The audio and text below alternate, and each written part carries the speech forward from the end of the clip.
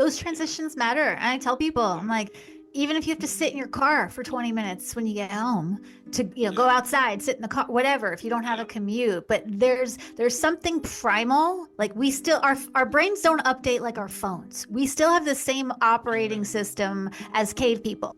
And so our brains don't understand like devices and technology and social media and scrolling. Our brains understand leave the cave, hunt the food, return and eat the food, repeat.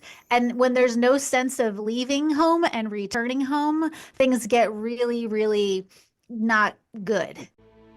In a corporate world where all employees have great leaders with no egos that create fun cultures where people can do their best work, the employees and companies thrive while doing great things for the customers, themselves, and each other. Well, we know that rarely happens. I'm Jeff Palacio. I have been a leader for over 40 years for every t-shirt size company, from small 16 employees to extra large over 1 million. Please join me while I interview outstanding leaders that will share stories of great leadership and not so great. It will help you become a better leader while poking fun about all the crazy shit that happens in corporate America.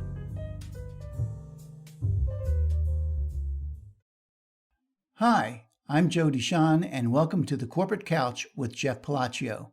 Today's episode is brought to you by Palacio and Partners, providing turnkey podcast creation, hosting, production, promotion, and related creative resources for you and your business. Today, Jeff is interviewing Britt Frank. Britt received her undergraduate degree from Duke University and her master's degree from the University of Kansas. She is a licensed neuropsychotherapist and trauma expert who is trained in internal family systems and somatic experiencing. In addition to her private practice, Britt is also a speaker and an award-winning adjunct instructor at the University of Kansas, where she's taught classes on ethics, addiction, and clinical social work. She is the author of 2 books, The Science of Stuck and Align Your Mind. You can learn more about Britt at brittfrank.com. Let's listen as Jeff talks to Britt. Britt, welcome to the Corporate Couch podcast this morning. Hi, thanks so much for having me on. Oh man, I am excited. Not only is this the first Corporate Couch podcast interview for 2025, it's January 7th, we're recording here, but we had such a great first meeting back in November of last year. And yeah, I could have talked to you forever. You have such a fascinating background. I have your wonderful husband. Shout out to Mike Saxton, who introduced us. Hey, Mike. Yeah, Mike and I go back to about 2009. So yeah, Mike's a great person, and obviously you are too. And 2 great people that are married are just wonderful. So that's good. I was a little leery of the acknowledgement you gave him in your book, the Science of Being Stuck. I didn't know he was that fully evolved as a male, but obviously he is, if you say he is. So that's good. I do. I stand by. I said what I said. I love it. I love it. Yeah, I'm just crazy excited to talk to you because you're just so transparent in your book, and you went through so many things in your life. We're fellow East Coast New Yorkers. You're on the island. And I grew up an hour north of New York City, in one of the slums of Westchester County, Peekskill, New York. But it's Westchester County has a high socioeconomic demographic, though. Yeah, let's start with a fun question. Even though you're so transparent, Britt, what one thing would surprise people that know you even fairly well? What would that be for you?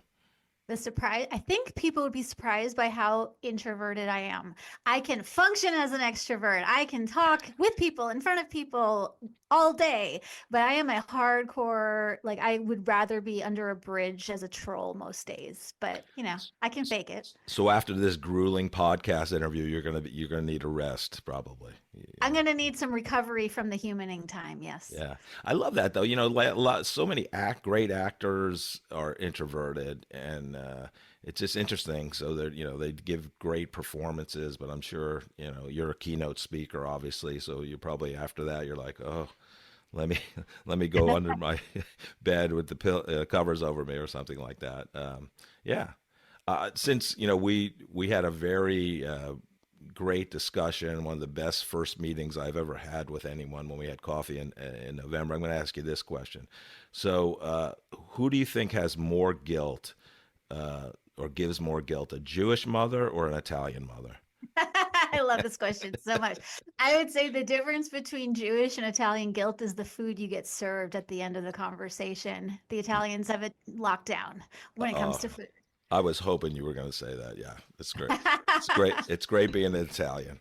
Yeah, I love that. So if I recall correctly, you grew up in Smithtown, Long Island. Midtown, Long Island, North Shore, middle to east side. Yeah. And so, what was fun for you growing up as a child? What was fun for me growing up? Dissociating, getting lost in thought. Actually, I started doing circus arts when I was a kid, and I picked that back up in my late 30s. So I will say it is never too late to have a happy childhood because I'm having a great time now doing circus performing arts. Really? So, what does that consist of? Hanging from a very heavy, scary, high up metal hoop spinning around. I'll be at Union Station this spring performing. So Really? check it out if you have nothing to do and you're local to KC. It's ridiculous that at 44, this is my chosen hobby, but I love it and it's really fun to do. Yeah, I mean, amazing. Did you have maybe you had aspirations as a child to be a circus performer, or what was your aspiration? Did you Doesn't have any? everybody dream of running away and joining this? No, I figured out very quickly my genes skew more neurotic anxiety than hamstring flexibility. So I figured very quickly this was a hobby, but it's really fun and people who say it's too late, I'm too old, I'm too this, it's like, it's really not ever, and our brains change so fast. Nothing like spinning on a giant metal hoop to silence the noise of the day. It is my very, very happy place to be. I love that. I love that. So after high school, did you go right to enroll in Duke University? Yeah, I bounced right from Long Island to Duke and then to LA. And then I bebopped around the country for a while trying to figure out what I wanted to be when I grew up. Yeah. So was your initial? I see you graduated with a BA in psychology. Was that your initial major? Oh, yeah. I think part of growing up with a challenging family system is you learn very quickly to become a study of humans. And I think a lot of people get into this field because they want to help people, and that's lovely. I didn't get into this field to be helpful. I got into it because I needed to figure out how humans worked, what's going on under the hood. And then I just fell in love with the work. And I did this now because I love it. And the fact that it's helpful is a bonus, but not the reason. Interesting. Interesting. I love that. You graduate from Duke, then you go to LA to get a job. Then I went to LA to go study at USC. I had a minute in my life where I really wanted to work in film and television. So Oh, I went to USC for a second. I did a film internship at a movie studio, figured out very quickly. It's not really my path. I like movies, I like TV, but not for me. And then I worked briefly working in television. And then I worked very briefly in a fringe of the fashion industry and for a catalog company. So I've had a lot of identities. I've had a lot of lives. yes, you have.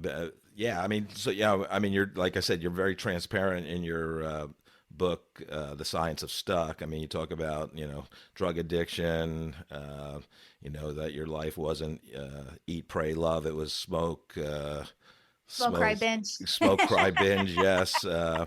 You've joined a cult. You had a drug addiction, sexual dysfunction. All the things. And you mentioned L.A., and I know in your book you mentioned you would wake up, with mold and mice in your L.A. apartment. So talk about that journey, because here you graduated from one of the top schools in the country, Duke, and Long Island girl going from Long Island to North Carolina to L.A. and talk about that. And I'm sure we're going to get into you joining a cult too. So talk about that journey. It's funny, for me, I fell into this category that I thought I was alone in, but I've since found as a professional, I am not. Most people, when they think of hot mess lives or train wreck situations or, dysfunctional family, they think of these very extreme things. But there's this entire network of people who can show up for work. I never missed a day of work. I never missed a meeting. I hit all my KPIs. I got promotions. No one knew that behind the scenes, I was an absolute epic disaster. And I thought, since I'm functional, I'm fine. And so, what's my problem? And I think there are a lot of people, and I know this because I have a very full private practice and I talk to people everywhere, where there are a lot of people who are doing well, but they are not well. They're doing fine. They are profoundly not fine. And it was a surprise to me to discover, hey, it would have been nice if I had disclosed some of this along the way. So maybe I couldn't have had to do it all alone. But, for people listening, it's like, if you're one of those forward facing, everything's buttoned up, but behind the scenes, you're a mess, you're not alone. Been there, done that. I have the concert t-shirt. I wrote the book. Like, it's a thing. Yes. And you're also our first licensed psychotherapist that has been on the corporate couch. So congratulations for that. Excellent. Yeah. So, as you're trying to find yourself and going through all this shit, basically, what's that journey like? And and at what point did you go to the University of Kansas to get your master's in social work? And, so between Duke and LA and going back or going to Lawrence, Kansas. So you're just traversing the country at this point. Talk about that. All over the place. Yeah, I love Kansas City. No place like home is a real thing. So, I was obsessed with the why. I think a lot of people are. The why do I feel these things? Why am I doing these things? Why am I anxious all the time? There's nothing, what's wrong with me? And so in this obsessive quest to understand why, I made a really, really interesting discovery. And this is a controversial take from a therapist, but I'll stand by it. Is knowing why you're stuck is not necessary or helpful. I mean, it can be useful, sure. Like knowing where we came from can be helpful. But this obsession with why is this hard? And why is this a thing? That just made me more insightfully stuck. And so through my quest to understand why, and I got some answers and I made a career out of it. And it's great. If people really want to know why, call me and I'll get out a whiteboard and we'll figure out why. But the answer to our stuckness, whether it's anxiety, depression, addiction, burnout, overwork, you're an entrepreneur who just hates the world and has the world on your head, the answer isn't why. The answer is what and how. What am I willing to do and how am I going to get from point A, not to point B, but from A to A.1? And then, especially now with all this New Year's resolution stuff, people don't realize that your brain's not wired for change. All change, even positive change, is going to register in your brain as something bad. Why? Because that's how brains brain. That is just how our physiology is constructed. I don't know why that is, but what and how will get you further faster than why. And I think I stayed stuck for so long in this obsession to understand why. And I'm glad I did. I have monetized that quest and I really love what I do and it's useful and it's helpful. But I know start with why is the law of the land in business development, and I can co-sign on that. But when it comes to your personal state, like how to be happy, how to optimize your day, how to optimize your life, whatever the thing is that you want, asking why doesn't get the job done. It's what am I willing to say yes to and how am I going to get from A to A.1? One of the things I thought was fascinating about your book was the kind of procrastination is your body or it's okay. It's okay to procrastinate at times. And Sometimes. So, and it was amazing to me. And if you can just, obviously you wrote the book on it, but talk about that, because I just thought, well, yeah, there's a reason that you're not doing, because, I've read all the books on, atomic habits and, everything out there, productivity books. And, I've played with,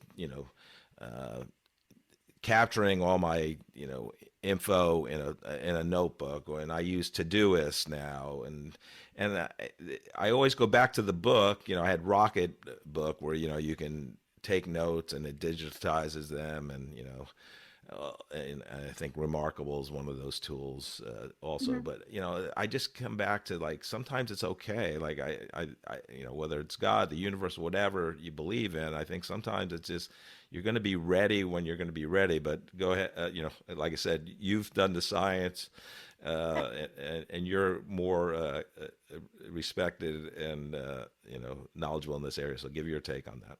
I certainly am not co-signing on not doing things that you need to be doing. It's like, it's okay. I think there's this trend in the industry, not my industry, but just like the business industry of over-indexing on all the mental health, wellness. We've gone from no acknowledgement that we have a mind to everything is a trigger and everything is about feelings. And I am not an advocate of that whatsoever. Procrastination is like having a brake pedal in your car. Like nobody would argue that a car with no brake pedal is going to be deadly and dangerous. You need your brakes because part of driving safely is the ability to both pump the gas and pump the brakes. Procrastination is problematic if you don't know what it is or how it works. And I know when I was learning to drive in New York at 16, which was also a mess, how many times am I pouncing on the gas and the car engine is revving and it's like, why am I not going? Oh, my parking brake is on. Oops. And so our minds are very much the same organization. If you don't know that your parking brake is on, you're going to get stuck on a loop of procrastination unnecessarily. And when you need to be hitting the gas. But procrastination, like you said, is sometimes useful. I may want to drive 90 miles an hour everywhere all of the time. But when you're getting off a highway, there's a reason that you're told to slow down. But if you don't know how to drive, you're just going to think, oh, my brake pedal is on, something's wrong with me. And with procrastination specifically, it's like I can't drive a stick. Like that is not something I was ever able to master. But, you can't go from 90 miles an hour in fifth gear to 20 in first. Like that's not a thing. And anyone that knows how to drive a stick, when I say that, is like, oh, you can't do that. But how often do we come to the end of a work week? We've been grinding 90 miles an hour, fifth gear all week, Monday, Tuesday, Wednesday. And then we go, why can't I relax? What's wrong with me? Or why am I so burnt out?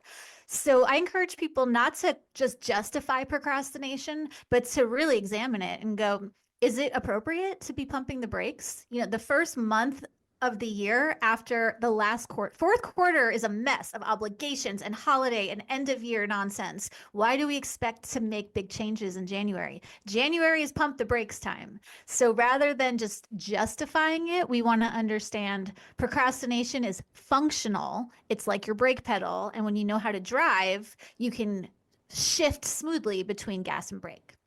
Yeah, so I saw your post on LinkedIn about your article in Psychology Today about April is the new January, talking about this, why we make changes or we plan on making changes in January. And I think it's January 12th or 13th. Mm-hmm. It's, quit day. So New Year's resolutions, it's like if you go to the gym the first 2 weeks in January, it's like packed. No machines. And everybody. But talk about that a little more and the whole thing about, April being the new January.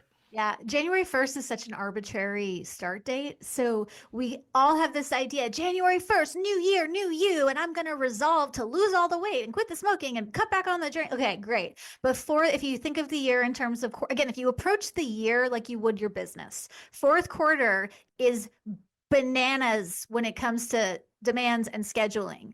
And so after you do all of this output, January, and especially if you live in the Midwest, January is dark and cold. And even now we're buried under a foot of snow. It took me an hour to make a 4-minute drive. So why would we try to work with an already burned out system? Instead, my argument is April, the sun is coming back out. Life is coming back. Birds are returning. Flowers are blooming. All of the things. Days are longer.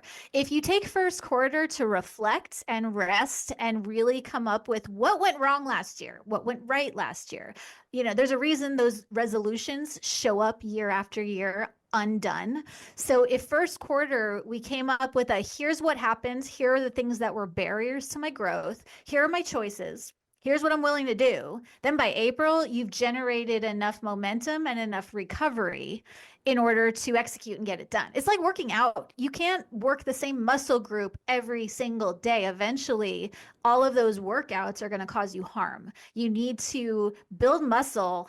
You build muscle in the resting state. You tear the fibers and then they repair and grow. And our brains are organized very much the same way.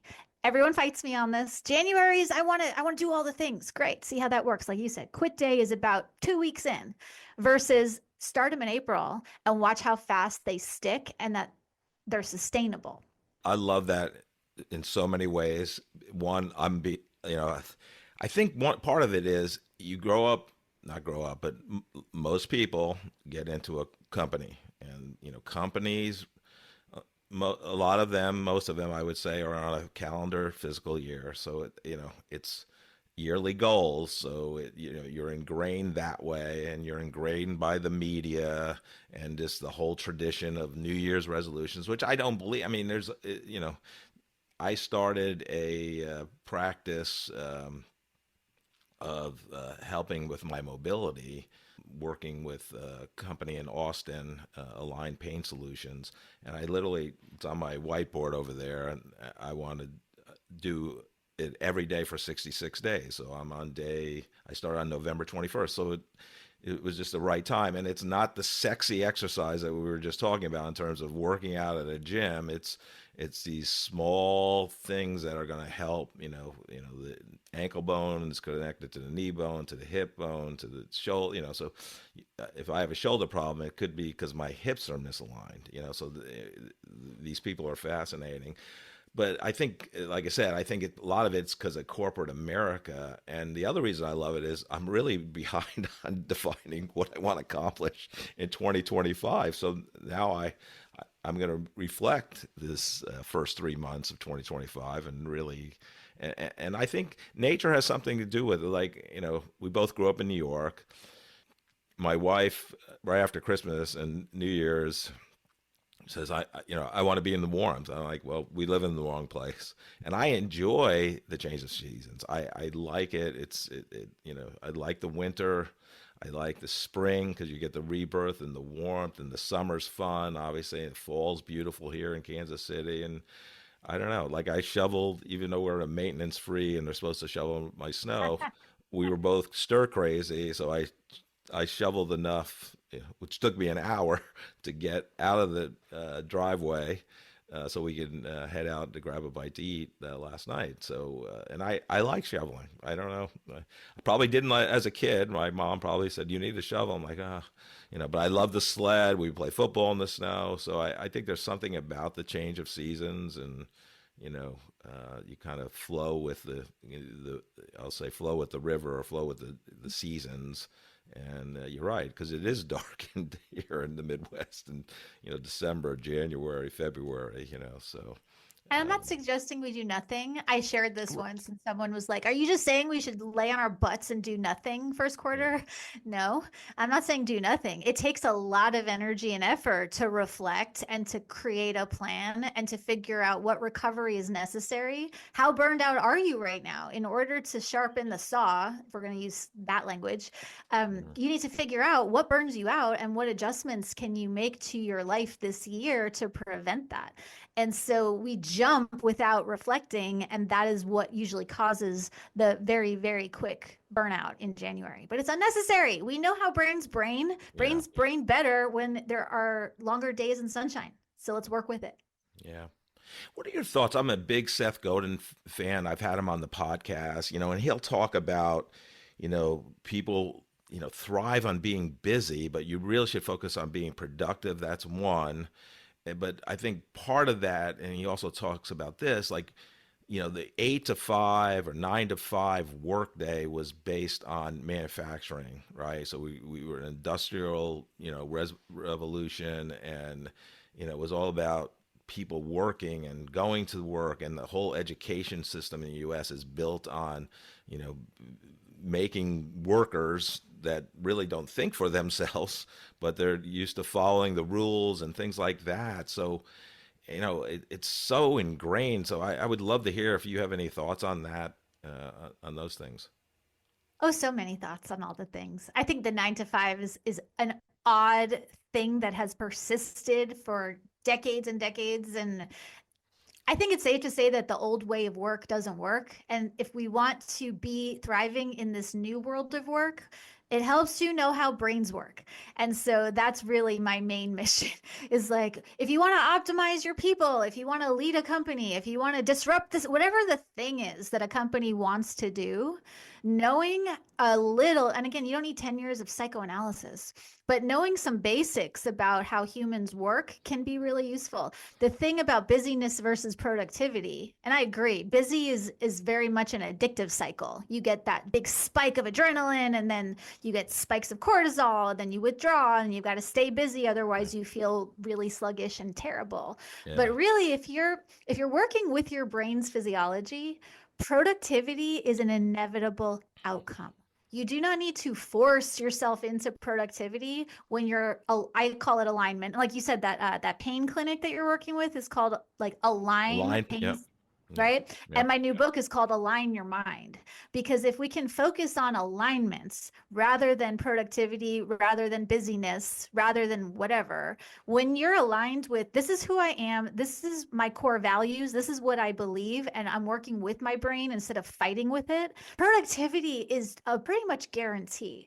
And so what's the solution in the work world? I don't know. It depends on the industry. It depends on your people.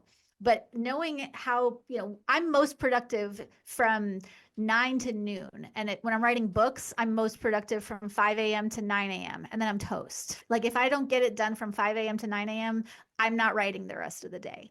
And so really knowing, like we all have our cycles. And so if you want to maximize your workforce, maybe get curious about how their brains are braining, so then we can clump people together that are more like-minded and are on similar cycles. And again, you don't have to force productivity out of people who are aligned. It just happens.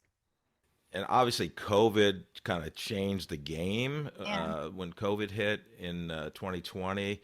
But I still think, a lot of companies have reverted back to, you need to be in the office 5 days a week. And yes, there's obviously, if you're a nurse or a doctor or, work on an assembly line or manage people that, in a manufacturing operation, yeah, you got to be in the office. But like, it's just, I don't know. And there's some happy balance in my mind. I don't know if you have a take on that. I do.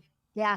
And I'm not a fan of everyone be mandated to work 5 days a week. However, I do think from a neurological standpoint, a hybrid model does make the most sense, because our brains need the rhythm of transitioning, the ritual of I get up, I get dressed, I leave the house, I come home, I take off my work clothes and put on my house clothes. Our brains really need those transition points. And I think one of the reasons that we saw such a mental health crisis in COVID, other than obviously lack of access to resources and systemic inequality and loneliness, like let's just assume we've solved for that, is our brains were no longer differentiating between work and home. And so where I work is where I live, is where I sleep, is where I hang out with these people I call family, and there's no differentiation. And without that differentiation, we tend to collapse inwards and burn out. And so how are you supposed to recover from a hard day of work if your brain doesn't know that you've left? So if I'm sitting in my home, and again, I like working from home on a hybrid basis, but if I'm sitting at home all day seeing clients and doing meetings, and then just boom, I click my computer off and now I'm in my living room, my brain has not clocked that I've left work and now I'm home. Therefore, all of that cortisol that flows during the workday, those stress hormones, which are useful for our get up and go drive. But my stress hormones don't know it's okay to switch off because there's no differentiation. So I think hybrid from a brain standpoint makes more sense than either full remote or full in office. Are you drowning in boring corporate communications? Palacio and Partners is here to rescue you. We transform internal podcasts from snooze fest to must-listen content that actually connects your team and strengthens your culture. Imagine podcast episodes that make your employees laugh while staying informed. Our founder, Jeff Palacio, doesn't just create podcasts. He creates conversations that break through the noise. Whether you're a growing startup or a massive corporation, we turn your company's story into audio gold. Leadership becomes human. Remote teams feel connected. Your message cuts through the clutter. Palacio and Partners, where corporate communications gets a fun makeover. Let's make your podcast work harder than your email inbox ever could. Jeff is happy to share his insights on podcasting with you. You can contact him via LinkedIn or schedule a Zoom call via the link in the episode description. I was one of about 2,000 employees that got laid off at Sprint PCS. Positions were eliminated, and I walked into another job, and I was director of national accounts. It was my first sales role, and I had the largest company for this new division, and I worked at home. And it was amazing to me because, they paid for a desk and chair and printer and all that great thing. So I was downstairs. We set up an office downstairs. And two things. One was I never worked so hard in all my life because you don't talk to anyone. I mean, over the phone, but you're not bumping into somebody getting coffee. And I love those interactions. I worked in corporate America for a long time. And you get great ideas sometimes, or sometimes you're talking about the newest episode of Mad Men or, Landman or, Lioness or whatever good TV's on these days. And the other thing is, the transition, all of a sudden I walk upstairs and I'm away from work. And the third thing was, it'd be weird. I'd be so wired to go downstairs. That's first thing. I'm an early riser. I would wake up before my wife and kids. I would walk downstairs on Saturday morning and do work stuff. Cause I'm like, I don't know if it was robotic or whatever, but it's just very interesting. And I think for me, I was working at United Way of Greater Kansas City at the time when COVID hit and we started working from home, and it was different. And, it didn't matter what you wore on the bottom. You could be wearing your SpongeBob pajamas because everything was Zoom. But it was, it's just different. And having worked in corporate America for, 40 years, just to, get a routine and, sometimes not wear my SpongeBob pajamas, I think it does make a difference. It really does. And it changed using clothing as a way, this is one of my little brain hack things, is if you work from home, one of the easiest ways to help your brain downshift, if we're talking driving, you can't go from 90 in fifth to 20 in first. So if you want to get from fifth gear to first, change your clothes. Our brains are used to an outfit meaning a thing. And military uniforms are the greatest example of this, right? You put on a military uniform, there's all of a sudden a psychological change that happens where now you've left behind wherever you were, and now you're part of this team, and there's this chain of command, and you're mission driven. And so that principle, and there's in the research world, they call it enclosed cognition. The general gist of it being, use your clothes to train your brain. So when I write books, I have one sweater that I wear on repeat. I've trained my brain that it doesn't matter how motivated we are, doesn't matter how inspired I feel. That sweater means I'm switching into go mode for writing. And so if you have a differentiation between these are the clothes I work in, and I'm an advocate of just because you can Zoom in SpongeBob pants doesn't mean you should. If you want to help your brain transition, put pants on for your workday and then transition to the SpongeBob pajamas for when you're done, because that helps your brain know which gear you want it to be in. We don't want to be in fifth gear when we're sitting on the couch trying to enjoy an evening with the family. But how many people I see are I don't know how to relax. I can't seem to relax. And that's because you're trying to shift straight from fifth to first. Changing your clothes is one of those tricky ways that you can downshift. And it's easy and it's free and it takes 5 seconds. And so I'm a big advocate of there's a lot of stuff available, none of which require feelings and triggers and deep dives or trauma. It's change your clothes. Even if you just did that, it won't solve everything, but it will help position you to get down to first gear a lot faster. And the same is true when you're stuck on the couch in procrastination. Great, change your clothes into something that your brain associates with movements. And again, will it fix and solve everything? No. Will it help? Yes. Yeah, so interesting. And the other thing about working from home back in 1998 and COVID, that's the other thing. There was, that car ride home from the office. And I think in Kansas City, it used to be the average commute time was about 22 minutes. I don't know if that's still the case, but that small amount of time, or if you had a longer commute, it's a transition. You're done with work. Not that you're not thinking about it, but you can listen to the radio, listen to a podcast, listen to an audiobook, or however you want to or just be in silence. And that was the other thing that it's hard when you're just walking up the steps. And now I'm a father, I'm a husband. I'm not this, whatever title you have. Those transitions matter. And I tell people, I'm like, even if you have to sit in your car for 20 minutes when you get home to, go outside, sit in the car, whatever, if you don't have a commute, but there's something primal. Like our brains don't update like our phones. We still have the same operating system as cave people. And so our brains don't understand like devices and technology and social media and scrolling. Our brains understand leave the cave, hunt the food, return and eat the food, repeat. And when there's no sense of leaving home and returning home, things get really, really not good, because then you're never recovered, you're never rested. And what happens as a result is resentment. And that's when people start to notice themselves picking at their family members or being sharper with their kids than they'd like to be. A lot of that, not all of it, but a lot of that is basic brain physiology. So your brain doesn't like not shifting, and you're taking it out on all the people around you. When 20 minutes of a drive or changing your clothes or taking a second to shift would make a huge difference.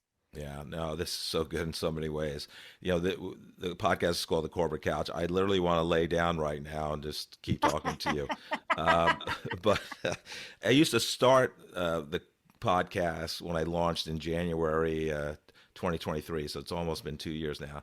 But my question in the beginning, my fun question was, what's the most interesting attire during COVID that you've seen on a Zoom call, or lack of attire? So I'm going to ask you, just because we're talking about it, any good stuff there? I think the most interesting thing was seeing people continue to show up fully dressed. Like, I am going to take the time to put the things on with zippers and buttons and shoes. I thought that was interesting. As far as, seeing people in costume, I don't know. I think online, the coolest thing I saw were kids dressed up in their parents' suit and ties and pretending to be on Zoom meetings and like holding the phone is cute. But I didn't actually get to see a whole lot of craziness as far as Zoom apparel. How about you? I was at United Way in Kansas City, and one of our business partners, we had a meeting, and this person showed up, had just worked out, and was in a tank top and red face, sweating. I will say, to this day, because obviously I do Zoom a lot for my podcast work. And when COVID started, I never wore a baseball hat during a Zoom call. So I'm pretty proud of that. Thank you for asking. You were talking about the brains, and your book's so amazing. One of the things that you say in there, our brains are not wired our brains are wired for survival, not happiness. So talk about that, because I thought that was a fascinating section of your book.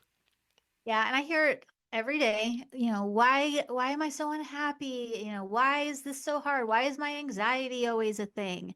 And it's, if you have the expectation that your brain's default setting is to happiness, you're going to be in trouble. Brains are not wired for success. They're wired for survival. They're not wired for happiness. They're wired to keep you from getting eaten by a cheetah. And so we can change how your brain is configured. Like what we know now from brain research is that brains change. The brain you have is not the brain you're stuck with from now till kingdom come. And so knowing what we now know, you can train your brain to learn to do different things. But the default setting is, if it thinks you're safer not doing things, it's going to show up as procrastination. So I'll give you an example. Working out is not pleasant. It's not fun. It doesn't feel good to tear your muscle fibers. From a again, primal brain science standpoint, your brain is going to go, well, we can conserve energy by sitting on our butt and not going to the gym. Conserving energy is one of the brain's primary functions. Like one of the survival functions is conserve as much energy as possible. And the second is pattern recognition. And so our brain doesn't know, no, we live in the modern world where we need to get off the couch and go run on a treadmill and like fake exercise, situations because we're not running from animals anymore. And so from a physiological standpoint, it's easier to not do things than to do things. But if you don't know that, you're going to go into a story. Oh, well, I'll do it tomorrow, or I'll start Monday, or it's been such a hard week. I deserve to just binge watch Netflix and have another bottle of wine. Take the stories off of it. You don't feel like working out because working out is hard and brains don't like hard. Great. No story. Now you get to make a decision. And so when we can get out of default mode into decision mode, that's where real change starts to happen. But again, you can't get out of a zone if you don't know you're in one. Brains don't like change. Brains don't like health and happiness. Brains like stay small, stay safe, don't get eaten by lions. Yeah, I love that. During COVID, I worked with a business slash, I'll say life coach, and it was a lot about productivity. And I love Ryan Holiday's work. He wrote Ego's the Enemy, Obstacles the Way. He has a great devotional, I'll call it a devotional book called Daily Stoic, where, each day of the year and has a different quote and something to ponder. And he was written this book called The Daily Dad, same format, but it's for parents or even grandparents on how to be better parents. But one of the things I struggled with, and Ryan Holiday says it, we're not human doings, we're human beings. So when I got let go from United Way, I'm full bore trying to get a job.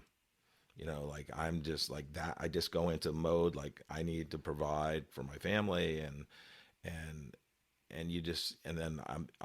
I'm criticizing myself because I'm not productive. I'm not being as productive. Like, why haven't I finished that yet? Or why haven't I done that?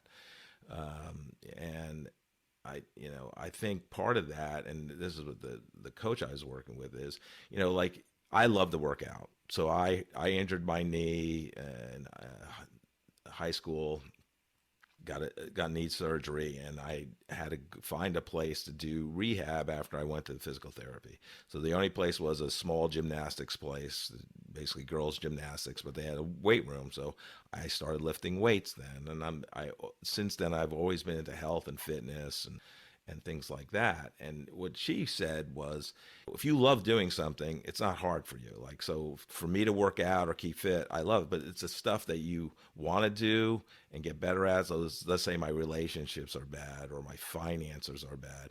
Like you have to push yourself to do those things. But now, I hear you talk about the procrastination things. I just would love your thoughts on that concept. Yeah. So when you talk about having to push yourself, and again, Mike, my husband, who is a nuclear engineer, doesn't like how I reduce the physics to metaphor because the physics aren't exactly right. But if we're talking about momentum and trying to push a change, it takes more energy to push something heavy.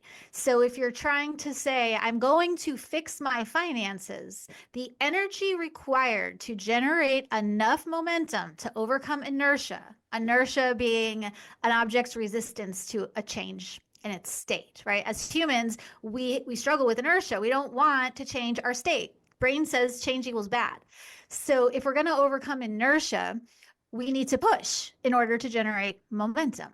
But trying to change your finances is way too much energy for your brain to do. Instead, I call these micro yeses. What is the tiny, like so small, not even a baby step, not even a small step, so small you feel stupid doing it. If you do not feel a little stupid doing it, it's not small enough. Those micro yeses change the equation so that the energy required to generate momentum is less. I'll give you an example.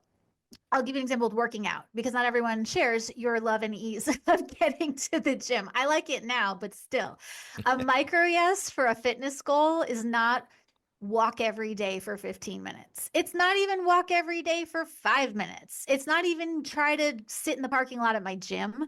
A micro yes for a fitness goal is put your left sneaker by the front door, and that's it. That's all you're doing today. Well, Britt, that's stupid, because how am I supposed to get these goals achieved if I'm taking steps this small? Okay, well, again, go to the physics. The energy required to put your shoe by the door is not, like, barely, it's not a thing. Great, so you're going to easily do it. That releases a little hit of dopamine. Tomorrow, you put your right sneaker by the door. Another little shot of dopamine. Those micro yeses compound very rapidly, and then all of a sudden, those baby steps are easy, and then the hard steps feel smaller. And so we really need to break it down, not to small steps, but to what I call, again, micro yeses. That's the energy that generates sustainable change. How am I supposed to get anywhere if I'm doing things this stupid? Okay, well, the pace that you start at is not the pace you stay at. And anyone who's ever struggled to get to the gym knows once I get there, I'm fine. We need to figure out how to solve for the starting gate problem. Once we're up and running with finances, with fitness, with business, with relationships, we're okay. We have to solve for the starting gate. Micro yeses get that done. I want you to Venmo request me at the end, and I'll pay your hourly rate for this session, because this is amazing for me. Yeah, this is so interesting, because the micro yes, because I'm a fan of Ramit Sethi, and one of the things he says about working out is, to start, just go to the gym and then walk in and then leave. So you even break it down. Mm-hmm. That's why it's a micro yes. Yes. Put your left shoe at the door. That's it. Yeah. That's all you have to do. Yeah. And everyone fights me on this. Like, no, I'm going to do it my way. Great. Do it your way. And you'll be back in my office in a week when it doesn't work. And that's not because you're lazy, and it's not because you're unmotivated. Yeah. It's, again, if you know how brains work, you need to think of that scene. And there's a Mission Impossible scene, and there's one in the movie Entrapment with Catherine Zeta-Jones, where they're doing a bank heist. And there's all these laser beams, and they have to crawl under the laser beams so they don't trigger the alarms. That's what change is like from a brain science standpoint. We have to crawl under the laser beam so our brain doesn't freak out and shut us down. Micro yeses do that. Yeah, love that. I love the movie references too. Also, thank you. Sure. At what point in your career did you say, I'm going to write The Science of Stuck? What was the impetus for that for you? So I've always wanted to write a book since I was a little itty bitty. This particular book came about in 2017 at that point, and I'm not done. I still see a therapist. I still have coaches. I'm always a lifelong student. But in 2017, I looked at just sort of all of my accumulation of notes and thoughts and random things. And I thought, I have enough stuff here for a book. Well, what book do I want to write? I want to write the book that I wish existed when I started, which was the driver's ed guide to the brain. At that point, I didn't want the deep dive. I had a stack of books a mile high on my nightstand collecting dust. It's when you're overwhelmed and you're fried and you're burnt out, you don't want to read all the things. You want someone to bottom line it for you. At that time, that book didn't exist in my world. And so I thought, I'm going to write that one. And then I very quickly learned no one is going to traditionally publish a writer who doesn't have a social media following. And everywhere I went with this book idea, I bumped into the same roadblock. You need to build a platform. Nobody can sell a nonfiction book, or a fiction book for that matter, who doesn't have an audience to sell to. And I didn't know how to do it. And so I just sat down with my Instagram account that had one post and like 140 people that I knew following. And I built that. And when I got to 10,000 followers, then I started pitching literary agents. And I got rejected hundreds of times over 3 years before I got one to say yes. And then 3 years for that lit agent to say yes. And then she sold the book to Penguin Random House in 6 weeks. And I got the book deal on my wedding day to Mike. Oh my God. So good. So good. Love that. Again, I'm gushing over your book, but the other thing I loved about it, before I met with you, I had the book and I went through and read some things. And one, you gave advice on how to read it. Like you don't have to read the whole thing. And I'm a sequential guy. Like I'll read page one, I got to go through the end. And I've loosened that up the last probably 5-ish years. But when I met with you, I said, what chapters would be best for me at the end of our, you said, read chapters 1, 2, and 10. Now, 1, 2, and 10 for yeah, you. That's your prescription. that was my prescription, and I did read that. And then I obviously, as we discussed before we were recording, I have read most of the book now. But yeah, just yeah, so good. Was your writing process? I know you said if you didn't write from 5 a.m. to 9, that period of time, it didn't get done. But any other things about your writing process? Was it Monday through Friday, or just talk a little bit about that? There's so many, like if you're wanting to be a writer, there's so many people that say, do it this way, commit to a certain number of words or a number of pages. And it's sort of like you need to know yourself well enough to know which system is going to work for you. And so just knowing how my own brain is wired, when I'm writing, I spend 3 weeks, because you get about 6 to 9 months to write. I got 6 months to write Science of Stuck and 6 months to write the new one that's coming out in May. And so I structured that out. And so 3 weeks out of the month, I let my brain just vomit and I brain dump and I just write down random thoughts. And then 1 week out of the month, I close my life essentially. I don't take calls, I don't take meetings, I don't answer my phone. I go under the bridge and become a troll. And for an entire week, I will sit there at my computer.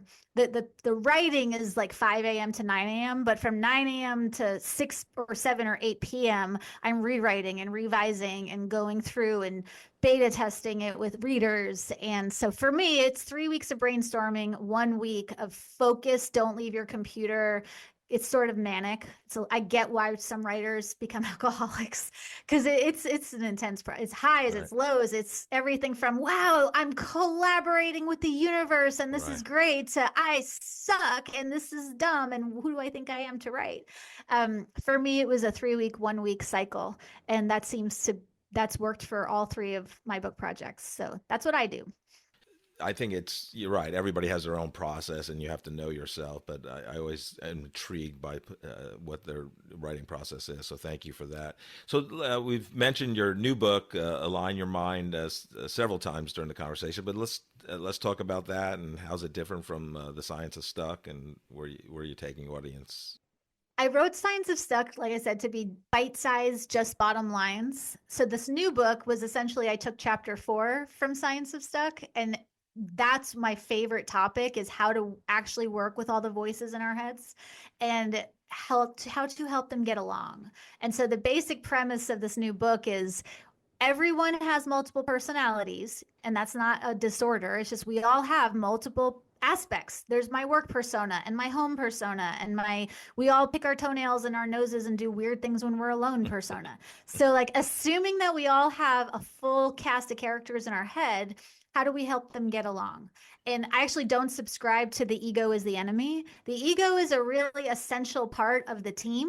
The problem is when the ego thinks it's the CEO and is running the show and calling the shots. So if you think of your mind like a company, when your inner CEO is online, you don't need everyone to agree. You don't need everyone to like each other.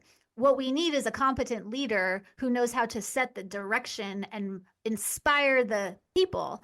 And your mind is the same way. So it's sort of like an HR guide to your minds. But assume you're not going to get rid of any of your mind. Like you're not going to get rid of your ego. You can't kill it. Assume, unless you're on psychedelics, and that's not sustainable. You can't, just banish anxiety. The critical inner voice, people are always like, banish your inner critic. 3 easy steps to get rid of your inner critic for good. Well, you can't. So my argument is, well, let's train that critic to become a coach. And so again, there are coaches that are throwing chairs and breaking hockey sticks and doing really not good things. And then there are awesome coaches that inspire generations of sports people and athletes. And so my argument is, don't get rid of the voices in your head, train them and then align them, and then life works better. I think books or people appear in your life when you're ready for them, and they all have lessons. Well, everyone has a lesson for you, and you can learn from. But one of the things about Ego is the Enemy was so fantastic at the time I read it. Was I was working for this person, and I had never used this word before to describe somebody's leadership style, but I used to say this person is delusional, and I had never, and I worked for, having worked at startups, like my first 9 months at Sprint, when it was a startup, I worked for 6 people. So I think I have worked for 40 different people in the course of my career. It's some crazy number like that. But I had never used that. And then I read that book, like when I was working for this person, and Ryan Holiday says people would use because they become delusional. I'm like, I oh agree with wow, that. this is so good. I agree with that. But again, and and I'm not anti his work. Yeah, yeah, There's room at the table for everybody at yeah, work. sure. My take is that anytime you treat a part of your own mind as an enemy, again, your brain doesn't differentiate between real or imagined. So if I think that there's an enemy inside my head that I can't escape from, I'm going to have all those stress hormones released in my brain's best efforts to protect me. And so when we're fighting our anxiety or we're battling our depression or we're trying to kill parts of ourselves, our brain thinks we're actually under attack. And so if we want from, again, a brain science standpoint to work with the physiology, let's start with a ceasefire. Let's all come to the negotiating table. I really love Roger Fisher's Getting to Yes. And if you read that book on negotiation, it's the same process with your mind. We need to identify mutual interests. You have parts of you that have different positions. My position is you should work out. My position is we should sit on the couch and do nothing. Okay, but the mutual interests, once you identify them, then you can get to solutions. And what that looks like practically is you get unstuck from procrastination. You get out of your own way. You don't have that voice yelling at you, keeping you from doing things you want to do. But I actually come from the orientation that there's not one part of your mind that you need to get rid of. You need to train them and lead them, not get rid of them. Britt, talk about your keynotes for companies, how you translate all this great work and just great insight and thinking into helping the company's employees, get better. So one of the things I'm most passionate about is demystifying and just making it so complicated. Again, the brain science itself is not easy or simple. Very smart people have figured this stuff out. I'm not a physician. I can't do brain surgery, but smart people have figured out that it's not that complicated when it comes to the tools that we need to make our lives work. And in my keynotes, I basically as a therapist, I think companies are refreshed to hear a therapist saying, don't worry about your feelings so much. We don't need to tiptoe around everyone's feelings. We don't need to bring all our feelings into work. What we need to do is not get in our feelings. What we need to do is learn how to do driver's ed for the brain. And I give very, very tactical, actionable, practical ways to do that. Again, life's not easy, but the tools of change are not complicated. And when you know how the brain works, work is easier, life gets better.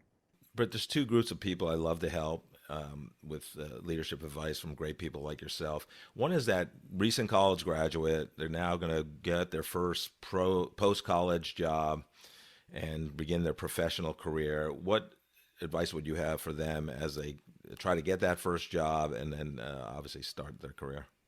Yeah, and I have a lot of clients in that position, and it's really fun to see people, some of whom I've started with when they were teenagers, transitioning out of college into the workforce. And the number one leadership tool, whether you've been a leader for 20 years or are just starting, is this. Self-leadership comes before team leadership.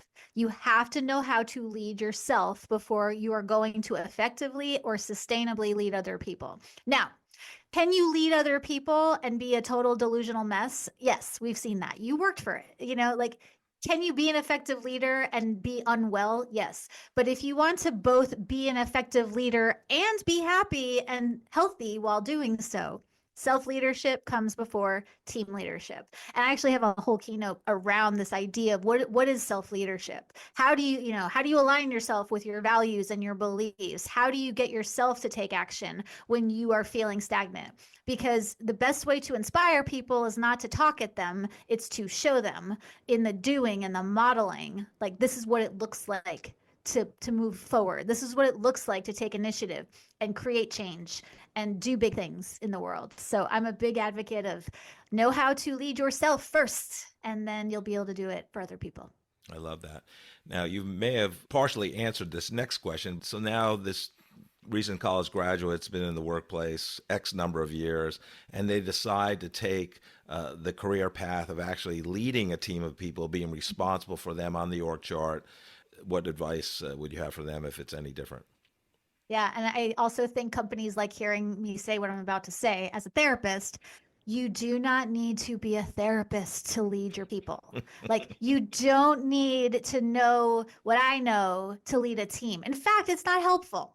People on a team don't need their boss or their manager or their leader to be their therapist. In fact, once you start unpacking, if you say to someone, what's been going on in your personal life, or sitting in a meeting for 3 hours where everyone is unpacking everything that's going on behind the scenes, it's not helpful. And so if you're going to lead a team of people, you don't need empathy, because empathy is actually exhausting. And you can't, especially people in first line responder fields like doctors, nurses, military, you can't be empathetic all the time. It takes too much energy. But instead of being empathetic, be curious. You can lead people with curiosity at a much lower lift than trying to overextend yourself on empathy. And again, I'm not saying be a jerk. I am saying there's a way that you can be a curious leader without having to have empathy or even compassion, and still maintain basic human dignity and be people-centered. You can be a human-centered leader without burning yourself out with feelings. And I'm a therapist saying that. You're so good. I'm not going to say anti, but you're the contrarian to a lot of the current thinking around empathy and all that. I love it, though. You're a gift. I'm so grateful that your wonderful husband introduced us. Thank you so much for being on the Corporate Couch today. Thanks for having me.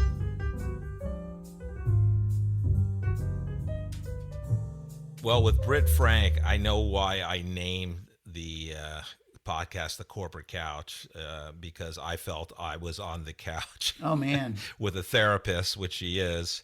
And not only a therapist, she's a licensed neuropsychotherapist. The more stuff you put in front of the word therapist, the more impressive it gets. But no, just so delightful. I mean, like, really, I could have talked to her a long time. Crazy shit that she had going on post-college. She went from Long Island to Duke University, majored in psychology, and then, lived in a rat-infested apartment in New York. Sex addiction, drug addiction, relationship problems. I mean, it was this, joined a cult somewhere in Missouri. I mean, but just so many good things come out. I mean, she's kind of the contrarian out there. I mean, she's not bad-mouthing empathy, but she says empathy is exhausting and hard to do. I'd rather see somebody be curious about other people, and that's going to be better. People talk about you shouldn't procrastinate, but she's like, procrastination's okay. It can be That's a good the thing. brain's way of dealing with things, and it's totally fine. And so is anxiety. Anxiety is okay. We had a great discussion with, working from home, and, she talked about, your body, your brain needs transition. So you should dress up for your work day and be on Zoom calls. And then when you're done with work, go change into your sweats and sweatshirt and hoodie or whatever, baseball cap, because your brain needs that transition. And it's just, and your brain is not made for happiness, or I forget, I think that was the quote. I was like, or survival. Wired for survival. Wired for survival, not for success. And I love the power of the micro yeses. I mean, it's just, I literally could have talked to her all day. Yeah, it was an but amazing. I knew you wouldn't want to edit out, 2+ hours, become the new Tim Ferriss. It was an amazing interview. And just as soon as I think that we've hit a new pinnacle of quality on the Corporate Couch, then a interview with Britt Frank pops up. I'm just totally amazed by the stuff that she was saying. And all this concept of knowing how the brain brains, where she takes a noun and makes it into a verb, is fascinating, because what it does is it makes your brain into an organ, that's all it is. And it starts to demystify it. If you understand that your brain works just like your heart does, or your lungs do, or your liver, or your kidney, or something like that, there's actually stuff that's going on inside there. And the more that you understand that, the better off you are about how to feed it and how to wire it or rewire it for success. She even mentioned that sometimes. She said just because the brain is wired a certain way doesn't mean that you can't rewire it. But the concept of micro yeses is the way to rewire it. So if you want to condition your brain to enjoy going to the gym, put one sneaker by the front door, so that you have to trip over it. Yeah. Things like that. One of the reasons why that works is because we actually work in an exponential world, not in a linear world. So it's not that you add one more thing on top of another, or one more thing on top of another, and one more thing on top of another. What you're really doing is every iteration that you're adding something to it becomes larger and larger and more significant. So you have to start out with things like just having one sneaker by the front door, almost infinitesimally insignificant, because 4 or 5 steps later, you're going to get to more significant steps toward achieving your goal. So yeah, I just wrote pages and pages of stuff down that I could pick from to talk about. Well, plus her book, which I now have read, The Science of Stuck, is fantastic. It's like, I think she calls it the driver ed edition for the brain in terms of, doing stuff. So, she was, she wrote it because her own journey into self-help books, she wanted just, what can I do? And her book's a kind of, this is what you do. Yeah. And it kind of explains it better. And her next book, Align the Mind, is even kind of the, how you deal with all the voices in your head. So it's a really microcosm of the science of stuck and just expanding it out. So very excited for that book. It comes out in, I believe, May of 2025. So yeah, and even the whole concept of writing books like that reemphasizes the concept that you hear a lot about, that necessity is the mother of invention. So when she knew I've got to write a book, the direction that she went to was, well, let's write a book about something that helped me or that I needed, right, and that wasn't out there. I wish that when I was going through these problems, I wish a book that was like this was out there, because I would have read it and benefited from it. And since it wasn't there, okay, I'll write it. So it was an amazing interview. Yeah, and the other thing I will say is, I've said this many times, I'm like an outlier if you don't need therapy. And, Britt just, very candid. She goes, yeah, I go to therapy. Yeah, the therapist needs a therapist. She said that. She said, yeah, I'm still seeing a therapist. And I thought, wait a minute, I thought that's what we were doing by listening to you. So it's amazing. Joe, what advice would you have for our great listeners today? I got a question I want to ask you. What kind of clothing lasts the longest? No idea. It's underwear, because it's never worn out. Thank you so much for listening to this episode of The Corporate Couch. If you enjoy the podcast, I would love for you to take 2 minutes out of your day to rate us 5 stars and write a review. Please join me next week to learn from another great leader sharing their professional journey and insights.